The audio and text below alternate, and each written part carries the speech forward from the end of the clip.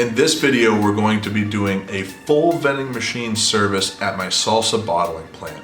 Something happened while we weren't there, and we're going to talk about it while servicing this machine as well, and how to handle problems when they pop up. Alright Bear Squad, welcome to our salsa bottling plant where we have an AP 113 and a RV CC660-9 by Royal. So today we are going to be doing a standard service, and we're going to talk about some issues that popped up and how I fixed them. When I first looked at the AP 113, the digital display was saying exact change only. Now, usually it'll only say that if you don't have enough coins in there. I didn't really know why we had run out of coins. My first thought was, oh, you know what? Maybe they just used a lot of $5 bills and I don't have any $1 coins in there. But we'll get to why that was a little bit later. What I'm doing right now is I'm taking all the old bags of chips, or the bags of chips from the previous run, and I'm moving them all to the front and evening them out. And I'm creating a barrier with the chips we have the most of, which is the Cheetos. And I'm just taking a quick look at everything else. That gentleman right there had called me the day before and said that he had lost $1 in the machine. I told him what time I would be in. He came out to meet with me. I gave him his product and his dollar back. Which is just it's just how I do business. It's how I hope a lot of people do business and stuff like that. The little things are going to keep you in big locations like this. This is a very, very big location, and it does very well. Man, I gotta shave my head. Just look at that baldy. So in this tray we have a variety of Chex Mix and a couple of 1-ounce bags and Cheez-Its. I'm just going through and taking a quick look before I start bringing product in. Regardless, I'm going to wind up bringing all the product in because we're going to be redoing quite a bit of it and going through all of it. I don't have any Skittles with us, so I'm going to move the Skittles around quite a bit as well. So, on the bottom here, this row, you can't really see it too well with the camera, but that bottom shelf is usually Famous Amos cookies and pastries, Danishes. And see, we got our good old cart full of stuff there. That cart can be found in the link in the description below, and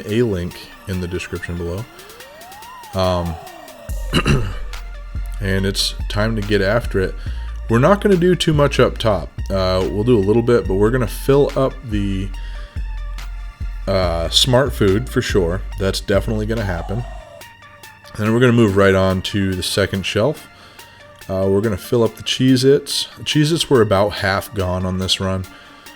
Now we're going to fill them up as quick as we can. We want to try to get through this service a little bit faster than we normally do. I spend a lot of time at this location, usually because there's a lot of stuff that needs to be replaced. So what we're going to do here, you can see you got black, orange, and then blue. The orange does not sell very well, so we're going to start packing these up from the back to the front. I usually pack from the front to the back for rotational purposes, but in this case we're going to change it up a little bit because we're going to pull some of the orange to the front and put them in front of the black ones because the black ones sell the best. So the hope is that they'll chew up a couple of those orange ones to get to the black ones. You see, we're moving them right now. There we go. And we wind up using all the blue ones. This is Chex Mix, by the way. You got traditional cheese and bold, I think. Pretty sure that's what it is. Traditional cheese and bold. But we wind up using pretty much the whole box, which is good. That's definitely a good thing. That's what we want to be doing. I took a peek at the bill acceptor, and that sucker was wicked full. I also took a peek at the coin acceptor, and that thing was wicked empty. So when we get over to the soda machine, I'll explain to you what happened, because it has to do with the soda machine. Some of you guys who are veterans might already know what happened. So we're just moving stuff over there that we've already used. I really don't like to open these chip boxes unless we're going to use every single one of those. We were like 4 bags shy of using every single one. You can see I've created like a little bridge behind the product from last time with the Cheetos, and we're filling them up just like we're new. The guy who just tapped me on the shoulder, he's the guy who got a hold of me to get this whole thing going. I can't remember who I'm talking to or what I'm talking about at that point in time. But you can see we went through a pretty good bit of chips there. Chips are kind of my bread and butter on this one. They have the highest margin, so I try to rotate them, and I try not to have any waste with those the best I can. This is a method that I developed where you take all the old chips, you move them to the front. I'm sure plenty of other people do this too, but I'm not sure if everyone does it the way I do it, because I spread them out so it's as even as it can possibly be. Okay, so here's a good time to talk about what happened. The guy who just walked through the door told me that there was a bill acceptor issue on the soda machine. This guy also told me there was a bill acceptor issue on the soda machine. No one called me telling me about this, and apparently it took place on Monday. Everyone that told me about it, I asked them to call me if they ever notice something like that happening again, so I can take care of it faster. And hopefully they will. This guy lost $1 for that guy. Also had lost $1 for something, so I don't think I gave him his money back. I gave him the product he wanted. So we have a couple open spaces up top here. We're gonna just finish off whatever we can of the 50 count chips there, and that'll probably do it. So there's like 4 left. I just go put them on the table to give them to people because I don't really want to carry a box of 4 of them with me. It just seems kind of silly. So we're going to work the Danishes in as quick as we can here. We got 30 count Danish. So we'll put 2 columns of 8 and 2 columns of 7. There are 5 different kinds of Danishes and only 4 slots for them. So I usually take the least common, like the one that they buy the least, and I put it behind everything else. That way, when you run out of all the good stuff, there's still something at the back. So we've got that done. We're going to move on to the candy. We're actually just moving on to the next crate. I'm really just putting in whatever we have in that crate. We went through an entire thing of Almond Joy and Mounds. Actually, that was like what was left over from an entire thing. Surprisingly, those Oreo cookies, they move everywhere else, but they are not moving here. An entire week and not one of them was purchased. So I think what we're going to do is I think those cookies might come out, and we're going to try Fig Newtons, see what happens with those. But every other column moved, and every other column moved either very vastly or enough for me to keep it. The Sour Patch Kids, those moved a lot. They did really, really well. It's funny, you're gonna see I accidentally start loading up the Reese's and Snickers with that. Where is it? It's gonna happen here in a second. I'm sure it is. Here we go. Reese's. No. Put it back. Put it back. Those are Reese's. When do I realize it? We're 3 in. We're 4 in. I think we're 5. Oh, now I realize. Oh, that's awesome. So you guys can see, again, Reese's and Snickers have sold completely out. We also did pretty well. We sold like 4 of those cheese and crackers, which I was pretty happy about.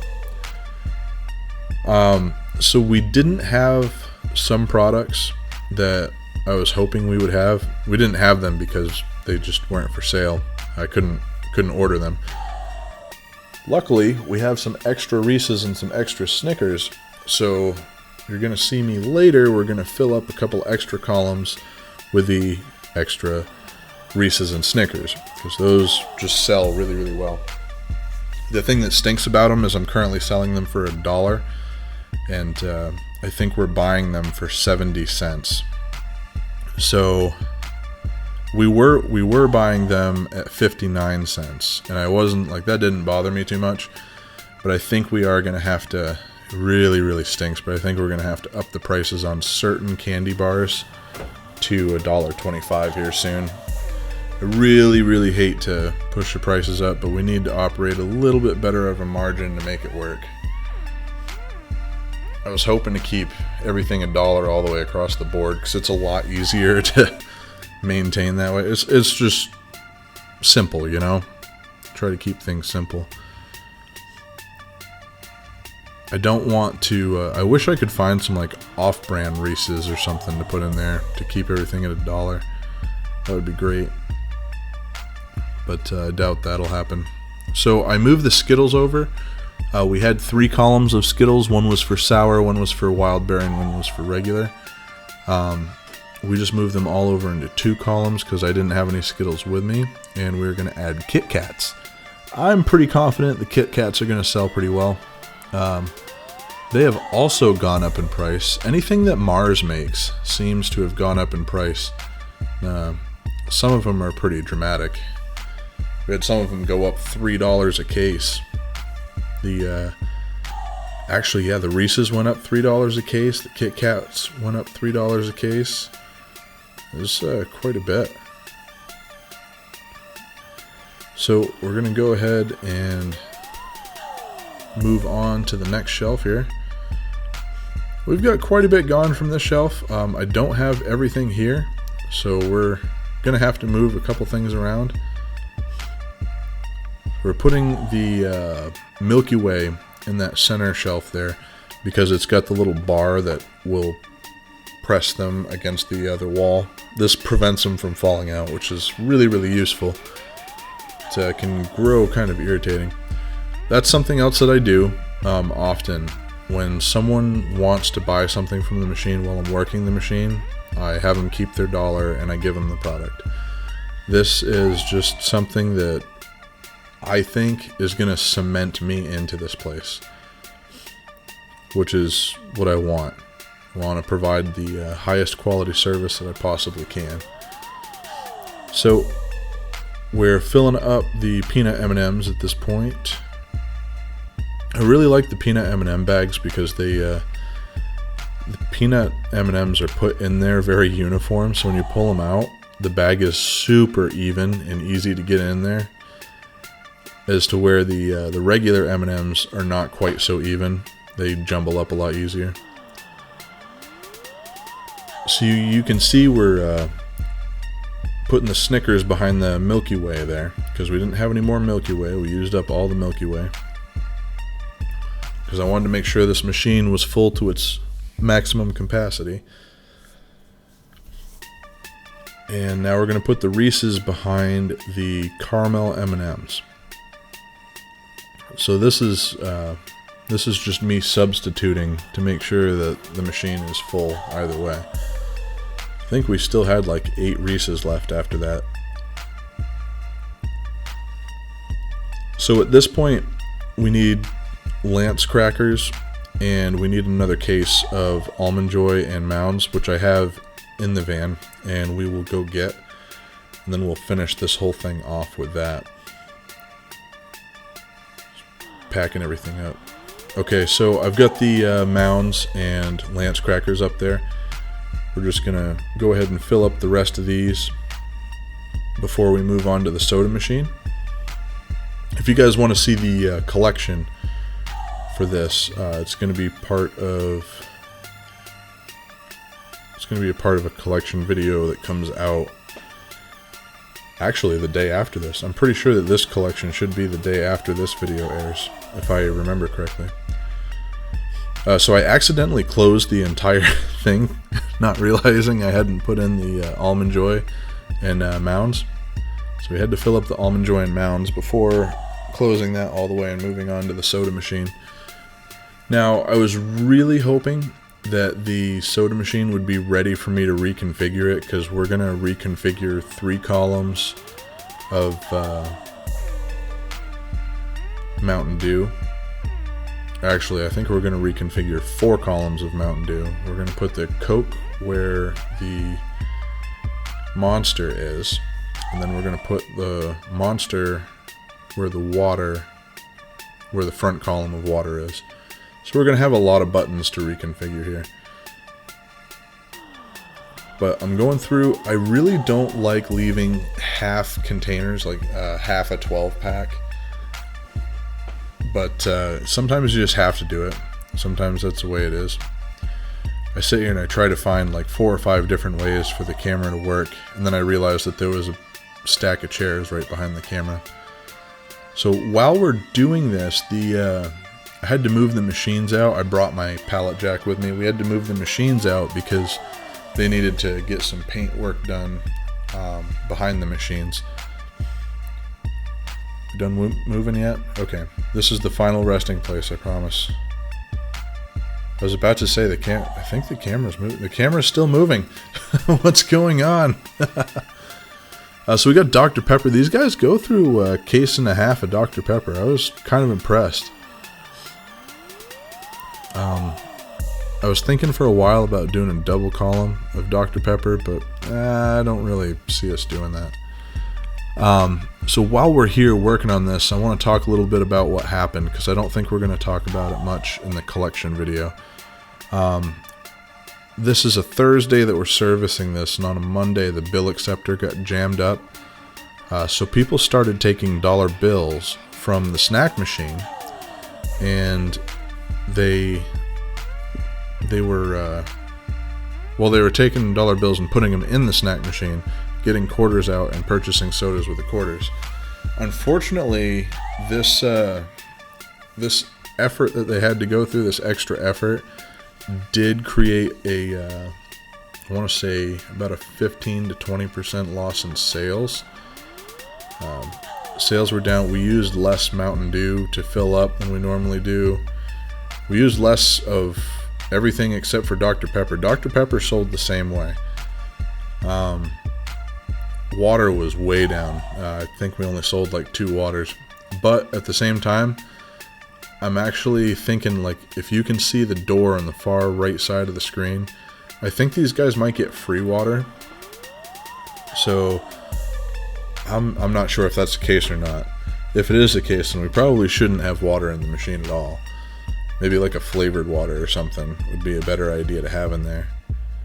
But is it just me, or does the camera move every now and again? I think the camera moves every now and again. But so I think we're working on what, the second or the third? Oh, that must have been the 3rd case of Dr. Pepper. Now we're filling up the Monster in this machine and moving over to root beer. You have to do it in a specific order, like, because the root beer is in the back, so you gotta do everything that's in the back first, and then what's in front of it. In front of it is Sunkissed, like ginger ale's in the back. The stuff that sells slower I usually put in the back. Ironically, the root beer sells a little bit faster than the Sunkissed does, so I think I might switch columns with those two just to keep them up to par.